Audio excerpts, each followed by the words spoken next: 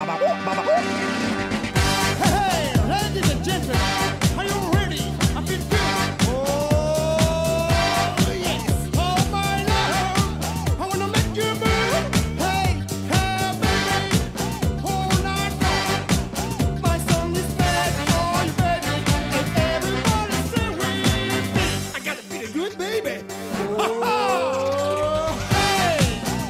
Hola, hola, ¿qué tal? ¿Cómo les va? Tengan todos ustedes muy buenas noches. Bienvenidos, como siempre, a una nueva edición de Semanario TV.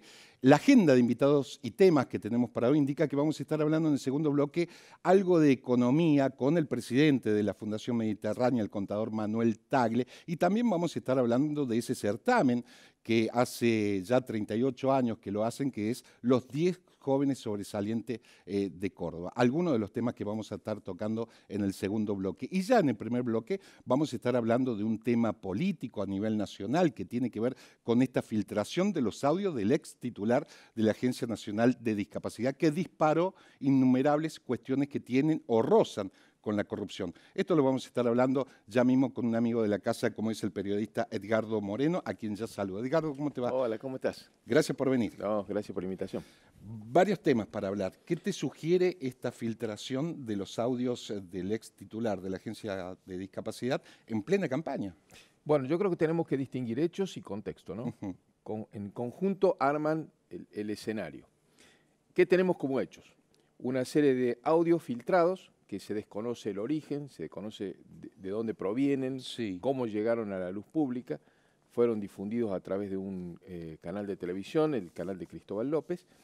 Que ahí ya marca toda una señal, digo. ¿De dónde Sí, proviene? y hay muchas dudas acerca del origen de esos audios.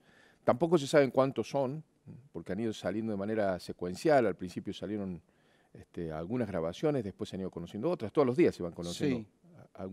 algún agregado de esos audios, donde el titular de la Agencia de Discapacidad, Diego Españolo, hace referencia a un procedimiento de cobro, un típico mecanismo de corrupción de financiamiento político oscuro, donde hay cobro de retornos de proveedores de la Del Agencia Estado. de Discapacidad. Y hace alusión además a quienes estarían involucrados en eso, hace referencia a un funcionario de la Secretaría General de la Presidencia, Eduardo Lule Menem, que depende de Karina Milei. Porque hace el despacho, dicen, al lado de Karina, Claro. ¿no? Y además uno de los armadores políticos, junto con Martín Menem, afines a Karina Milei, y que el presidente Javier Milei tendría conocimiento de esto porque se lo habría impuesto de estas novedades, digamos, el propio Españolo. Esto es lo que dicen, a grosso modo, los audios. Pero también hay una investigación judicial ya abierta, la conduce un juez, Sebastián Casanelo, y un ¿Me fiscal. permití hacer un pequeño párrafo Sí, ahí? claro, sí. Digo, ¿te resulta curioso que Casanelo se haya movido de la forma que se movió en esta causa, teniendo en cuenta ese apodo que le quedó? El Tortuga. Tortuga, Y la velocidad que tiene esto. Claro. Yo prefiero no hacer una presunción, digamos, de la diferencia. En el caso probablemente del fiscal Picardi, sí, Picardi fue funcionario del Ministerio de Justicia de Cristina Kirchner, con lo cual podría suponerse, digamos, que por una cuestión de Afinidad. afinidad digamos. política pueda darle un impulso adicional a la investigación. Pero más allá, digamos, de la afiliación política o de los ritmos de Casanelo, lo concreto es que el rol de la justicia es esclarecer que si esos tiene que- audios claro. dicen hechos concretos o no, reales o no. Tengo mis dudas acerca de que eso se consiga, sobre todo por el contexto, que es el contexto que vos mencionabas de campaña electoral. No es la primera vez que se ve este tipo de revelaciones 5, 10, 7, 15 días antes de un proceso electoral. Estamos prácticamente ya en las inmediaciones de un proceso electoral muy fuerte, el del 7 de septiembre, en la provincia de Buenos Aires, que es muy dirimente para el panorama político. El mayor padrón electoral nacional está ahí. Claro, el corazón demográfico del país y además una puja entre el kirchnerismo, que es su trinchera electoral, y el gobierno nacional que dispuso nacionalizar esa elección, desde el punto de vista del debate político. De hecho, la campaña ya ha tomado, digamos, ribetes hasta violentos, con una agresión que hubo a una caravana que Del protagonizaba el presidente de la Nación y el principal candidato del distrito, que es José Luis Espert. Ahora bien, este contexto hace que uno dude acerca de a dónde puedan llegar estas investigaciones. Solo queda manejarse con algunas presunciones. Da la impresión de que hay alguien, por lo menos un manejo poco Irregular. transparente, digamos, de esos fondos, porque hay una empresa involucrada, La suizo-argentina. tal cual, cuyos referentes fueron en su momento con operativos judiciales, tuvieron incautación de celulares, allanamientos, y fueron sorprendidos casi en una situación como de fuga, ¿no? Eso da una presunción negativa sobre lo que ocurre ahí. También hay una comprobación fáctica, que es el volumen de crecimiento del nivel de contratación que esta empresa tenía con el Estado. Y la que tenía antes. Antes Claro, de este el gobierno y volumen. después de este gobierno. Entonces eso también es un tema a investigar. ¿Qué va a hacer Españuolo? Bueno, no se sabe. Está callado, está recluido. El gobierno le dio verosimilitud a los audios a los primeros, porque primero le pidió la renuncia y luego lo despidió a Españuolo. Sí. No se sabe qué es lo que va a ocurrir. El presidente dijo que probablemente lo lleven ante la justicia. De hecho, ya está ante la justicia, o sea que no sería una novedad. Podría declararse como... Testigo arrepentido. Claro, como un imputado colaborador, pero eso significa para él admitir la comisión de un delito, ¿no? Y Claro. asumir la pena. Y además la condición de arrepentido tiene que ser merituada por el juez. Depende de la información que provea, ¿no? Es decir, que realmente dé datos relevantes arriba del nivel de él sobre estos procedimientos ilícitos. El impacto de la campaña todavía no está medido. Es porque es muy reciente, digo, los resultados pueden seguramente llegar a a fines, hoy seguramente van a conocerse algunos resultados de los primeros tracking de los encuestadores, ¿sí? Seguramente que va a tener un impacto, lo va a tener. El nivel de conocimiento del escándalo es alto. Antes de que esto ocurriese o estallase, se veía que la imagen de Milei y del gobierno había tenido una baja intermensual antes de este escándalo, pero no afectaba la intención de voto de los núcleos duros. Es decir, Claro. en el núcleo duro libertario seguía la misma posición y en el núcleo duro antilibertario la misma posición. Donde se pueden producir variaciones es en la franja del medio, que es una franja amplia. Diríamos los ex votantes de Junto por el Cambio, Del PRO, los ex votantes de Schiaretti. algunos por ejemplo. radicales, tal Claro. vez. Tal cual. Puede haber ahí una variación y un efecto electoral.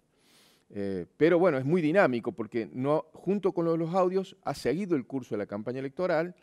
Ha habido una interpelación, no una interpelación, sino una presentación del jefe de gabinete en el Congreso, el informe que habitualmente tiene que dar. Y el caballito de batalla de la oposición fue justamente el eje u otros temas, pero fue ese básicamente, ¿no?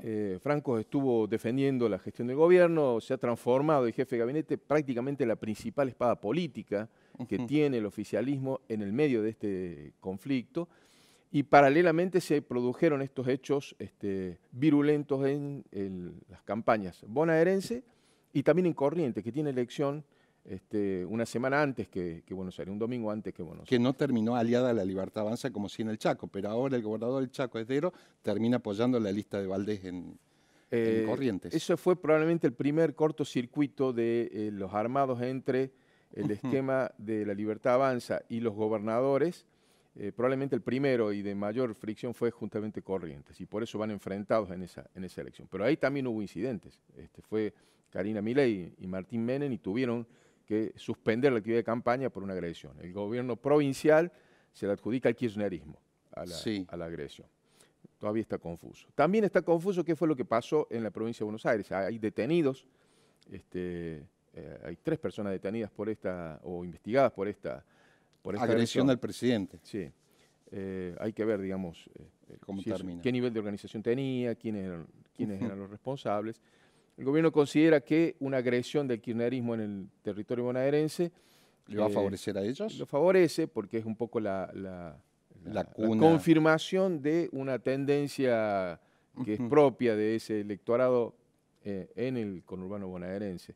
Aunque ha trascendido que algunos sondeos que tiene el gobierno nacional indican que estaría perdiendo la provincia de Buenos Aires. No se sabe si estos trascendidos son verosímiles o son o operados. no, la verdad. Es una elección que es disputada, donde, para que te des una idea, hay 10 millones de votantes solamente en las secciones electorales de ese circuito. en las más numerosas. Claro. Sobre todo en la primera sección, que vendría a ser el norte rico de la ciudad de Buenos Aires, y en la tercera sección, que vendría a ser el sur pobre de la ciudad de Buenos Aires, ¿no? Que es lo que se disputan, básicamente, en términos de electorado. En la primera estaría ganando con cierta comodidad el oficialismo nacional, y en la tercera sección electoral lo lógico sería que, o lo habitual ha sido que triunfe ahí el kirchnerismo. El kirchnerismo, que ¿no? es fuerte en esa sección. Yo creo que estamos en el medio, y por eso el nivel de tensión que está tomando la campaña, porque tenemos el primer escalón, que es el 7 de septiembre, y después en octubre la elección nacional. Que esta elección de septiembre la van a nacionalizar, Ya está nacionalizada, sin lugar a duda, y el resultado va a influir mucho también en octubre. Para Milei y para la oposición también, para todos, llámese Kicillof. Para todos, para la oposición, e incluso para los que no juegan ese partido. Por ejemplo, el grupo de Provincias Unidas, que está expectante viendo, no juega en ese escenario porque no logró armar una oferta electoral consistente, pero van a estar, digamos... Hablamos en la cabeza de Schiaretti, en la claro, cabeza de Provincias exacto, Unidas. Sí. La alianza de Yarlora, Puyaro, el Torres, de el de Sadir de Jujuy, con el armado de Schiaretti, ¿no? Seguramente van a estar, digamos, observando esa elección para ver y que también cerró con Valdés, justo que hablamos con Valdés, claro, ¿no? Con Valdés. Cómo decanta, digamos, esa puja ahí en la provincia de Buenos Aires. Lo que está en juego, y por eso es lo traumático que se ve en estos días, el nivel de tensión que se nota que socialmente ha incrementado, sí, es que se da, una triple discusión, me parece. Primero, hay un régimen de gobernabilidad que ha cambiado en relación al año pasado. El año pasado es como que desde la ley bases en adelante había como una especie de dinámica que se había encontrado en el cual el Congreso sacaba leyes, el Ejecutivo las vetaba y después sostenía el veto con un tercio de resistencia en la Cámara de Diputados. Eso no existe más, se cayó ya en el Congreso. Sí. Y no se sabe cómo va a seguir después. Asimismo, ellos dijeron a viva voz que lo van a seguir vetando, no sabemos cómo, porque la Constitución marca otra cosa. Y hay que ver si tiene los votos o no para hacerlo, si tiene respaldo popular o no para hacerlo, más allá de las bancas, ¿no? Que también cuentan, obviamente. Eso está en duda, eso se va a redefinir en esta elección. No se sabe cómo va a resultar. Hay otra cosa, yo te dije 3 factores, otra cosa que está en el medio en redefinición. ¿Cuál es? Es el esquema de gobernabilidad dentro del gobierno, donde este tema de los audios ha detonado. Una interna. Y bueno, eso ya venía antes, ¿no? Eran poco y se peleaban mucho. Y eso ha detonado, digamos, con los audios de español. Y el tercer factor me parece que es una definición que Milei tiene que tomar entre algunos paradigmas. Él está en el medio de un triángulo. De hierro. Triángulo de hierro, sí, que no es el que él dice de personas físicas, sino de 3 paradigmas. El paradigma menemista, el paradigma kirchnerista y el paradigma no peronista. Ahí en el medio está como navegando Milei. Del menemismo le gusta el modelo económico, pero el menemismo tiene estos problemas, con los que se ven en los audios de español, ¿no? Sí, sí. Del kirchnerismo no le gusta nada de la economía, pero no le deja de seducir cierta idea de construcción populista. Y eso son los 3. Y el no peronismo, que es otro paradigma que lo condiciona a Milei, porque su base social le pide que defienda el gobierno y no deje que el peronismo se lo desestabilice. Veremos qué pasa y cómo sigue esta novela de cara al 26 de octubre. La gente va a decidir con el voto. Seguramente. Gracias como siempre. A vos. Corte y volvemos.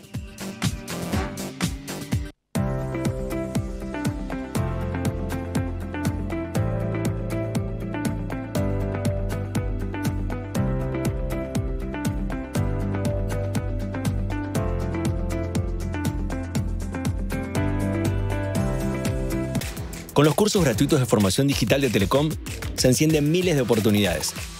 Como crear tu propia app, tu primer laburo y esta clase imperdible. Conoce más en nuestra web y encendé tu talento. Telecom.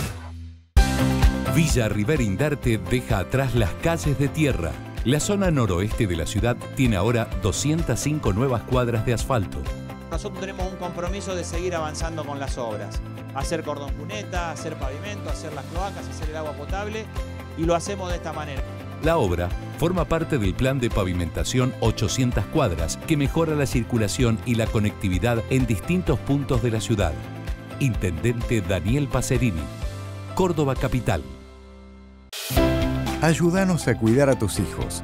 Lotería de Córdoba pone a disposición a través de su web 3 apps de control parental para juegos online. Son aplicaciones para que los adultos puedan bloquear el acceso de los menores a plataformas de juego. Escanea este código QR para recibir más consejos de seguridad. Lotería de Córdoba.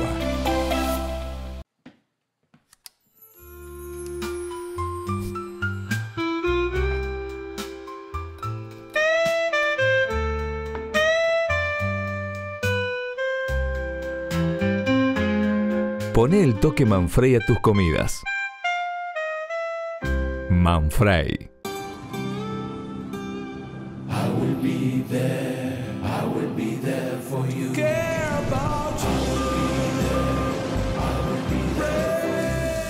En Sancor Seguros estamos junto a vos en todo momento, acompañándote. Sancor Seguros, estamos.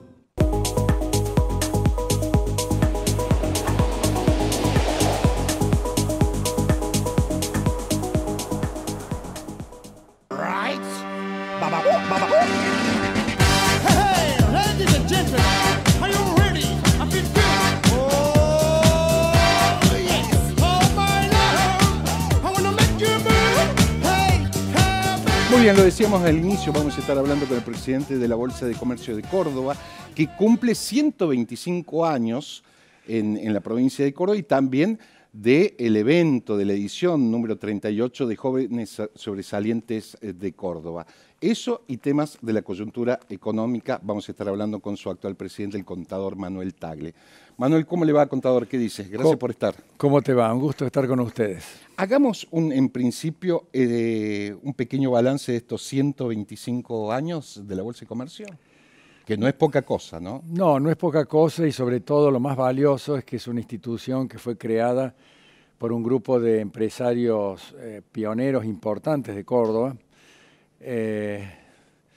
Inclusive los primeros presidentes fueron, Domingo Minetti, gente que fue autor importante de la economía provincial, los Minetti. Después hubo muchos presidentes valiosos y trascendentes, y bueno, creo que la bolsa, mi tío Lucrecio estuvo muchos años en la bolsa, Lucrecio Tagle, y creo que la bolsa cumplió un rol de amalgamar el espíritu empresario. Por supuesto que cumplió la función en su momento de ser el árbitro de las cotizaciones bursátiles y de las operaciones bursátiles, y a través de la bolsa pasaban todas las operaciones financieras, de compra de acciones, de títulos, en fin, de obligaciones negociables, etc. Eso se terminó cuando se creó el BIMA, que es el mercado que funciona en Buenos Aires a nivel nacional, y el MAV, que funciona en Rosario, y reemplazaron a las bolsas de comercio con esos mercados de valores. Con lo cual nosotros tuvimos que reconstituirnos. Habíamos cedido en su momento, hace muchos años, la bolsa de cereales, que hoy en día es una fuente de recursos muy importantes. Que está ahí al lado de la bolsa. No, la bolsa de cereales está en General Paz. Y se ha constituido una institución importante porque tiene recursos, muy buenos recursos, que los perdió la Bolsa de Comercio por cederle en el momento en que los cereales no aportaban nada, y las acciones y los títulos eran realmente el objetivo de la Bolsa de Comercio. Y bueno, fue un error, lamentablemente, porque la Bolsa de Rosario no la cedió, la Bolsa de Buenos Aires no la cedió, muchas bolsas no la cedieron, y hoy tienen un recurso importante. Nosotros, a raíz de eso, cuando perdimos el negocio o el rol de árbitros de las cotizaciones bursátiles, tuvimos que reconstituirnos, hicimos una institución típicamente empresaria, financiada por empresas y empresarios importantes de Córdoba, para lograr cumplir un rol de juntarnos para escuchar disertantes importantes, Claro. opiniones autorizadas. Donde pasaron presidentes, ministros, Así gobernadores. es. Nosotros logramos la concurrencia de ministros de Economía, ministros del Interior, de todos los ministros en la época Presidentes. del presidente Macri. El presidente Macri vino 3 o 4 veces a la Bolsa, después vino Milei 2 veces. La última fue cuando inauguramos el nuevo edificio ahí al frente del aeropuerto en diciembre del año pasado.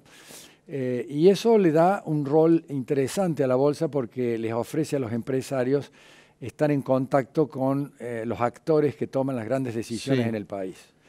Y eso me parece que es un rol que es importante y valorado por los empresarios. Y los empresarios a raíz de eso hacen un aporte como sponsor de la institución Para que siga. para que la institución siga defendiéndose y manteniéndose. Además tenemos una sociedad de garantía recíproca que también funciona apoyando a las pymes en los avales de los cheques de las pymes para que puedan descontar los cheques en los bancos. Y después tenemos una fundación Ecosur, que fue la derivación del Instituto de Investigaciones Económicas que tenía la Bolsa, que fue creado hace muchos años por Raúl Hermida, un integrante actualmente es vicepresidente de la Bolsa, y ahora lo conduce Guido Sanleris, que fue el expresidente del Banco Central del gobierno de Macri, y es un economista muy prestigioso, muy serio, y con esa fundación Ecosur nosotros tratamos de hacer trabajos que sean útiles para el sector público y para el sector privado también. Sobre el tema de economía. Bueno, con esto te di un pantallazo. No, global. está bien, no es poca cosa cumplir 125 años, ¿no? Le propongo, contador Manuel, hablar un poco de la coyuntura económica. Hoy se habla de altas tasas de intereses, lo cual perjudica el crédito. ¿Qué visión tiene de eso? Perjudicaría, algunos dicen. Bueno, por supuesto. Lo que pasa es que la sociedad argentina a veces es muy ingrata con los gobiernos y con las políticas que se aplican. Pretenden que las soluciones lleguen muy rápido y se olvidan el grado de destrucción que generó el kirchnerismo.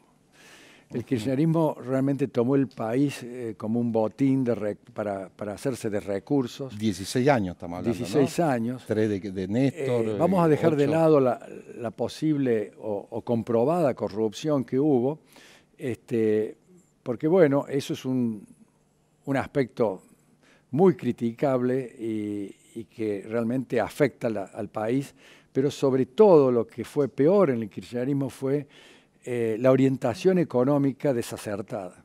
Populismo, subsidios. Aumento del gasto público, déficit fiscal. Mentiras en las cifras del INDEC. Mintió, eso lo dijo ayer Daza, el viceministro de Economía que estuvo en la Bolsa en el almuerzo de ayer, y dijo, nosotros tenemos menos credibilidad que los países africanos. Sí, bueno, estamos de Angola, creo. Bueno, porque ellos no tuvieron los default que tuvo la Argentina, que es desconocer las deudas y no pagarlas. Claro. Y además, la Argentina hasta mintió los índices del INDEC para poder pagar menos las deudas. Con un dato, contador, sí. Eso después lo terminamos pagando en un juicio, Y ¿no? sí, Las mentiras, y justamente. Exactamente, como también lo que pasó con Aerolíneas Argentinas, que por hacer un negocio turbio, aparentemente el gobierno con los Eskenazi, le hizo juicio a la empresa. Claro. Cuando se le expropiaron, los kirchneristas le expropiaron a la empresa para tener una empresa pública, que sabemos que las empresas públicas son realmente un desastre en general. Mal manejadas, sí, claro. No existen empresas públicas eficientes, y si son eficientes, no son lo eficientes que podrían ser, y lo hacen generalmente cobrando tarifas elevadas para ser eficientes. Lo que debemos hacer es competir, tener más empresas públicas que compitan, como fue el caso de la aeronavegación de Aerolíneas Argentinas, que vinieron las low cost, y eso es lo que hay que profundizar. Y luego privatizarlas de nuevo. Bueno, esto es lo que sucedió, estamos discutiendo, pero hemos sido condenados a pagar 16.000 millones de dólares por la expropiación de Aerolíneas Argentinas. Sí, algo que Kicillof en su momento lo defendía y decía que no íbamos a pagar ningún costo sobre esa cuestión, ¿no? Y valoraban más el hecho de tener una aerolínea de bandera, de bandera que no tiene casi ningún país del mundo. Brasil la perdió con Varig, ya Claro. no tiene más aerolíneas de bandera. Sí. Chile no la tiene más con LAN, que en su momento, bueno, LAN surgió como una empresa estatal, pero después se privatizó muy rápido. Estados Unidos no tiene ninguna aerolínea de bandera. Pues son eso todas tiene que ver privadas. mucho con el populismo, tal vez. Por que- supuesto, Inglaterra, bueno, sí. son todos países que actúan con más racionalidad y nosotros, la racionalidad es algo que nos cuesta, digamos, aplicarla y entenderla, cómo funciona la economía, y se cometen muchos errores como cometió el kirchnerismo y dejó una deuda con los proveedores del exterior, porque no había dólares en los últimos años del kirchnerismo, cepo, con sí, Massa claro. y Fernández, y esas deudas que el gobierno le decía, ustedes financiense con los proveedores del exterior, Sí. porque nosotros no tenemos dólares, así que financiense y nosotros de acá a 180 días les vamos a dar los dólares. Por supuesto no les dieron los dólares y quedó una deuda de 40.000 millones de dólares cuando asumió Milei. Esa deuda fue reprogramada y pagada con los famosos BOPREAL, que fue una ingeniería financiera hábil de Caputo, pero hubo que pagarla. Se está pagando, se va a terminar pagando.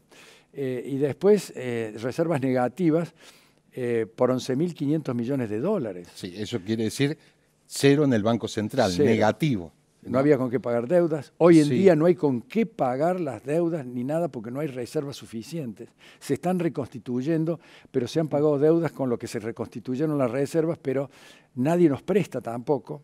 Entonces, ¿y por qué no nos prestan? Porque la Porque no somos economía no confiables está, todavía. no está Sí. ordenada para Sí. generar los dólares que necesitan para repagar las deudas. Entonces, todo se hizo mal con el kirchnerismo y en parte fue un comienzo con el peronismo de hace muchos años que también cambió el signo político de la Argentina. La Argentina hasta el año 1943 era liberal y tenía una economía realmente floreciente, era el quinto país del mundo en materia de prosperidad, de nivel de vida.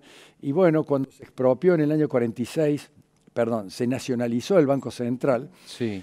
se rompió la estabilidad monetaria que había sido extraordinaria. En la década del 36 al 46, Sí. la inflación fue del 1,5% anual durante esos 10 años. Después vino la economía de Herbert, que tanto decían Cristina que quería esa economía. Sí, eso fue después del año Sí. 70 y pico, pero en el año 46, cuando se nacionaliza el Banco Central, se comienza a emitir moneda, a despilfarrar los recursos que aparentemente tenía el país, porque tenía oro almacenado en el Banco Central, y perdimos la solvencia, perdimos la solidez que teníamos como país, y desde el año 46 al 56 tuvimos 700% de inflación, y de ahí no pudimos parar. Ningún país normal puede llegar a tener esas Funciona cifras. una economía con esa inflación y empobrece a la sociedad.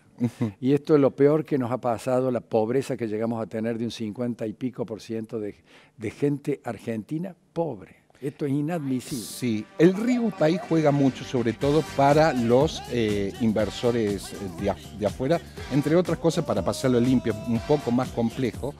Tiene que ver si invierto o no en determinado país. Ahora se notó una leve suba. ¿Tiene que ver con las elecciones justamente intermedias? Bueno, el plan de Milei fue un plan que nosotros hemos apoyado porque las ideas representan un poco las ideas de la libertad que defiende la bolsa, el libre mercado, el control fiscal.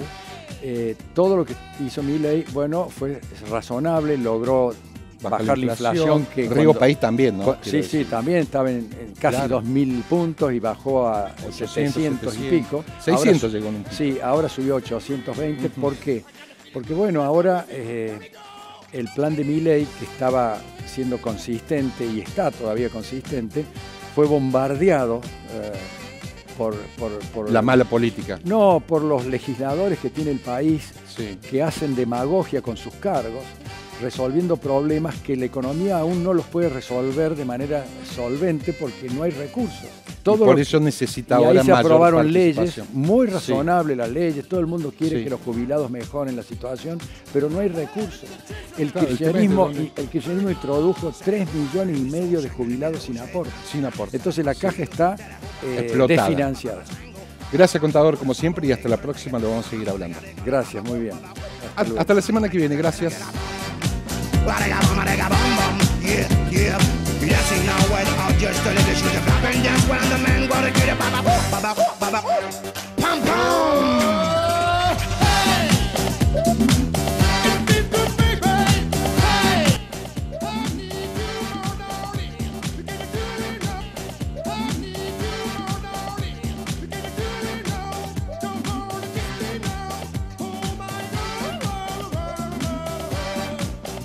fue una producción de Televisión Mediterránea, SRL, Córdoba, Argentina.